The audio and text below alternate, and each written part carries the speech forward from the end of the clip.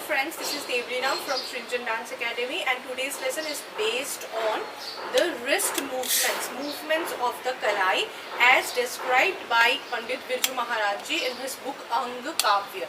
Now as a Kathak dancer, we all know that moving our wrists, mobilizing our wrists properly is extremely important, and to make our dance beautiful, to give the aesthetic appeal to the art that we are performing, moving our wrists properly is very important. So you should know how to move your wrists, what are the names of those particular movements, where to look when you are moving your wrists. Though these are specifically called wrist movements, but remember that in a dance you cannot move only your wrist. You actually have to move your entire hand, from your shoulder to the upper arm, lower arm and wrist, palm, fingers, everything. But the stress on these movements are the wrists. The wrists play the main part. They hold the weight that is required. They help to mobilize the rest of the parts of your hand, and that is why these movements fit into the category of wrist movement. But basically, though you focus on your wrist, you will have to utilize all the different parts of your hand. Let's start with Chapal Kalas. As usual, you will keep your hands in Utpatti position, then take your arm forward and bring it back. Take it forward and bring it back. Instead of doing it with individual hands, you can do it with both your hands at the same time and keep looking at your palms. Take it forward, bring it back. Take it forward, bring it back. So that is Chapal Kalas. Next movement is Thirkan. This is a very subtle movement and very beautiful movement. Usually we do it while doing a third, when we are standing in a particular posture. In this movement, you will keep your hands in Utpatti position and your shoulder, elbow, rest of the portion will not move. You should keep it as it is. The only part that you should move is this portion.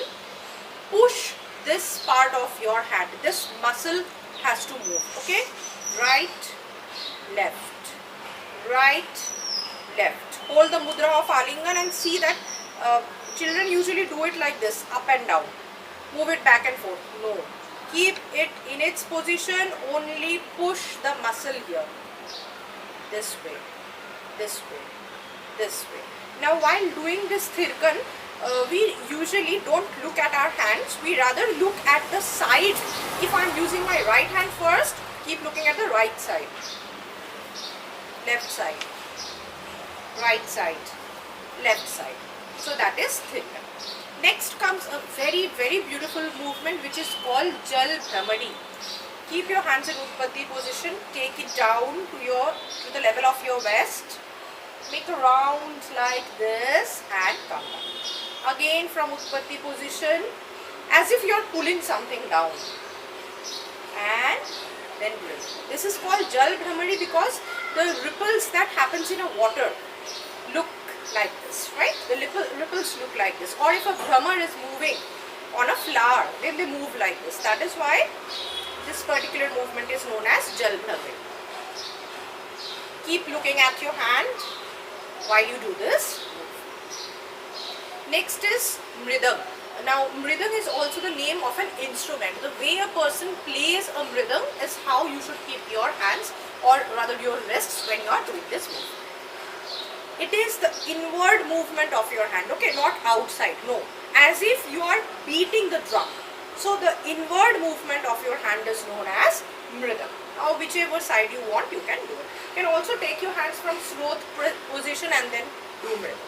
Or from Utpatti position, take them down diagonally and beat the drum.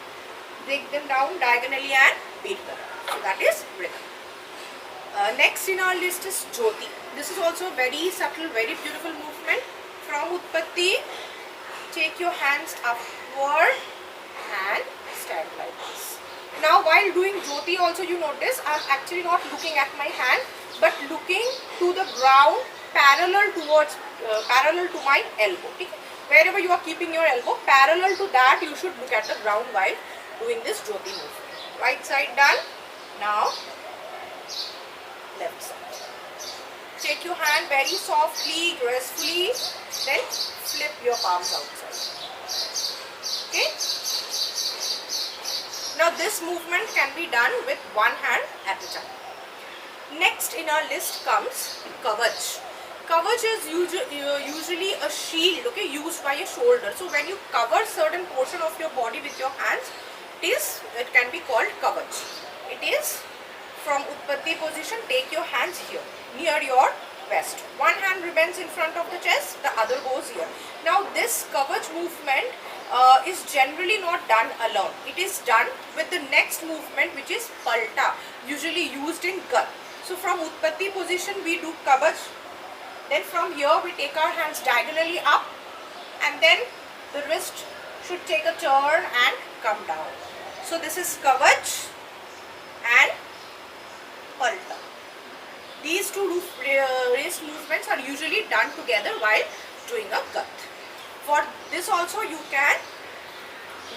should keep looking at your hands. From here, look here, move and come back. Here, then here, move and come back. While doing this, we usually take a turn. Okay, with Palta we start our Gath. After Kavach and Palta, next is Chavar. Here also you should keep your hands in Utpatti position. Take it up gracefully. Your palm and your fingers should be downwards. Okay, take it up gracefully, and with the help of your wrist, flip your arms outside. In this movement also, either you can look down or look diagonally, sidewise. Take your hands up gracefully, flip your arms here or here, wherever you wish to look. After Chavar, in our list comes Arpan. Arpan means offering. Okay, so from Utpatti position, this is how you should do it. One hand should be stretched, the other one should be contracted, elbow. Here you see that this hand is bending, whereas the other one is stretching. Okay, so from here, go like this. Arpan, offering, as if you are giving something, water or anything else, whichever side you want. Always remember, whichever wrist movement you are doing, do it with a lot of grace, which is extremely important in a wrist movement. Next in our list comes Ot. This movement is also usually used in Gath. This you will see is as if holding a veil. You are veiling your face. Okay, from here, Ot. So since we are trying to show that we are covering our face with a veil, so you will look that side and don't face the audience while doing Ot. This side or